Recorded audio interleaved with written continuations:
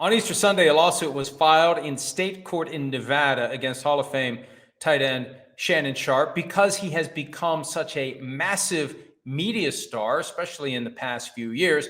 The lawsuit is going to attract a lot of attention. Now, people have different ideas, thoughts, opinions about how it all works. My goal here today is to just explain what it is, what it isn't, and what it all means moving forward. A civil lawsuit is just that.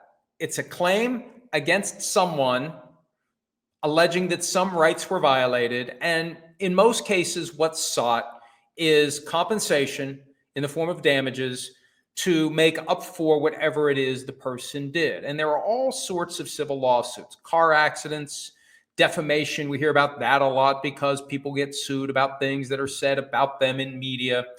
Anytime you violate someone's rights, you are at risk of being sued civilly. And it's civil. The idea is it is a civil, friendly sort of way of resolving our disputes. We don't show up at someone's house with a shotgun. We don't challenge them to a duel. We don't beat them up. If we have grievances with someone, there is a civil justice system for presenting the grievances and having them resolved by a neutral party. So it's no different than any other lawsuit that's ever been filed. It's a lawsuit alleging that in this specific case, Shannon Sharpe violated the rights of the plaintiff who has proceeded under the name Jane Doe. But unlike the Deshaun Watson cases where there were 20 plus plaintiffs and they weren't really sure who the people were who were making the claims, in this case, Shannon Sharpe knows exactly who it is because there had been, and it's clear from the statement issued by his lawyer, Lanny Davis, there had been some pre-litigation efforts to try to resolve this. And that's not uncommon either. A lot of times you'll hear that someone got a letter from a lawyer demanding payment and they call it extortion. It is very common. One of the first things they teach you in law school is how to write what they call a demand letter, how to initiate communication aimed at resolving a lawsuit before it becomes a lawsuit. And there are often many good reasons for getting a problem resolved before it becomes a matter of public record, like a lawsuit is. That's how we know about it. It's filed in court, and all of the paperwork filed in court, unless somehow it's filed under seal and kept under seal, we know about it. That's how we found out about the lawsuit against Shannon Sharpe. Now, this one has some very strong allegations: sexual assault, sexual battery, assault and battery, intentional infliction of emotional distress. The sexual components obviously give it greater gravity than a car accident or any case based on some sort of negligent slip and fall, something like that, where someone was just being careless and they created a dangerous situation. This is an argument that there were, and these are allegations and contentions, that there was specific intentional misconduct in the form of sexual assault, non-consensual activity that was perpetrated by Shannon Sharpe. In the complaint, it's allegations. And what happens next, he'll have, once he's officially served the summons and complaint, typically it's 30 days, although Nevada state rules might say 20. Extensions are given all the time. He'll have a full and fair opportunity to answer, to respond to the complaint. He could file a motion to dismiss the entire case. He could answer each and every allegation. Every allegation in a civil complaint has a number, and what you do when you answer it, you respond to every number. Number one, number two, number three. You have a specific response to the allegations made in each one of those paragraphs of the complaint. He could do that. And that's what he probably will do. It's going to be difficult to get the case dismissed because to dismiss a case, a judge has to look at the allegations, treat them as factually true, and then ask whether or not, if they're factually true, there's a legal theory that allows this case to go forward. Well, if it's factually true that he engaged in non-consensual sexual activity with the plaintiff, case is going to go forward. And then when it does go forward, what will happen is there'll be depositions. There'll be efforts to get to the bottom of what happened. The theory gets tested. The facts get tested. The plaintiff will be questioned at length about the relationship with Shannon Sharpe, about the incidents that become the heart of the lawsuit. Sharpe will be questioned at some point. There'll be documents exchanged. There'll be other material exchanged. There'll be questions answered. It's a whole process that takes months. And then once it's over, there's an opportunity for the two sides to file what the lawyers call dispositive motions, often a motion for summary judgment. The idea being we don't need to have a trial. we can resolve this case as a matter of law, that there's no reason for a jury to come in and decide what happened. Now, that's unlikely in this case because the jury's going to have to decide who's telling the truth. And that's what it comes down to. Reduced standard of proof in a civil case, preponderance of the evidence, 51-49 or 50.1, 49.9.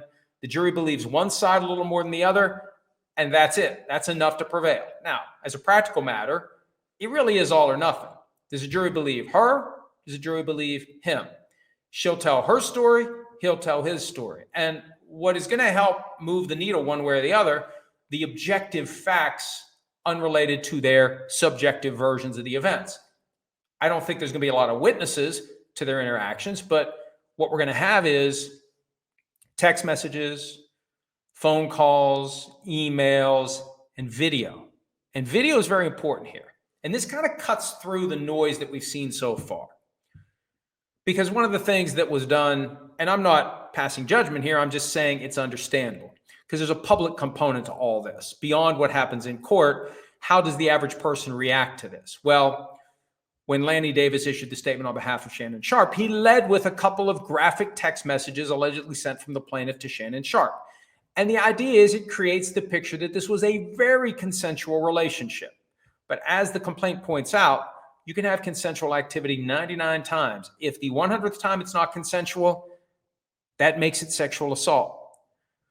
So, what this is all going to boil down to, based upon the information that was in the statement issued by Lanny Davis, there's a video that was shared with Sharpe's legal team at some point before the lawsuit was filed. You know, people think that this lawsuit just popped up out of the blue after word started to get around that Sharpe may be signing a 9-figure podcast deal. This thing was already in the pipeline. It just happened to be filed on Sunday. There had been efforts based upon the statement from Lanny Davis. It's clear there had been efforts to try to resolve this without a lawsuit being filed. So there was a video at some point based upon Davis's statement that was presented to Sharpe that presumably shows and proves and establishes there was some sort of non-consensual interaction between these two people. A video that apparently had been shot by the plaintiff without the knowledge of Shannon Sharpe. The argument seems to be that the video that was provided doesn't tell the whole story. That the video that was provided conflicts with the unedited video. That makes the unedited video the most important piece of evidence in the entire case. We know what she's going to say. We know what he's going to say. What's going to be the most compelling and revealing to a jury is the supposedly edited video and the unedited video. And you watch them both and you come to the conclusion. Is there something fishy here about the edited video? Does it feel like there was an effort to make something that seems consensual if you watch the unedited video look non-consensual if you look at the edited video? That seems to be where Lanny Davis is putting the eggs on behalf of Shannon Sharpe. And that's a calculated risk. If you don't know what the unedited video shows, you're running the risk that the unedited video is going to corroborate the edited video and game over. Now, it shouldn't get to that point. Whatever the unedited video shows should go a long way toward determining whether or not this case gets settled.